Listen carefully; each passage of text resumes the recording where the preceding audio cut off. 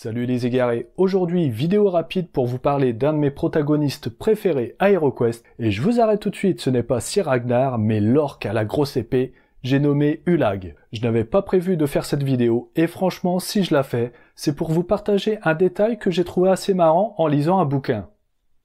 Mais avant cela, parlons des orques en général. Parmi toutes les peaux vertes, les orques sont les plus grands et les plus méchants. Même le plus chétif des orques est une armoire à glace comparé à un homme.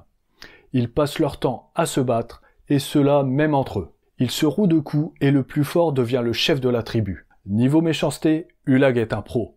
Ce n'est pas un simple chef de tribu, non. Lui c'est un seigneur de guerre. Et il n'a rien trouvé de mieux que de capturer Sir Ragnar, un proche du prince Magnus.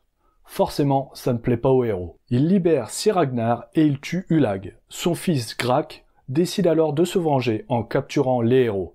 Mais il aura une mauvaise surprise. Comme je le disais au début de la vidéo, j'ai vu un petit quelque chose d'intéressant dans le livre d'armée Orques et Gobelins, version 7 de 2006 pour le jeu Warhammer Fantasy Battle. Il y a un passage qui traite des armes magiques, et il y en a une qui s'appelle la hache qui ruse d'Ulag.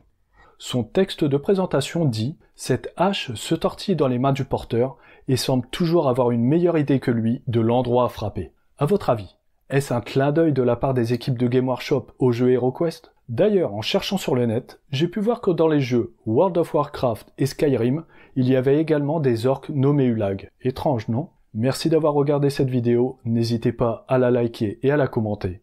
On revient bientôt avec d'autres vidéos concernant le lore du jeu HeroQuest. Mais pour cela, nous devons potasser quelques livres, donc en attendant, prenez garde Dédale. Il libère Sir Ragnar et il tue Ulag.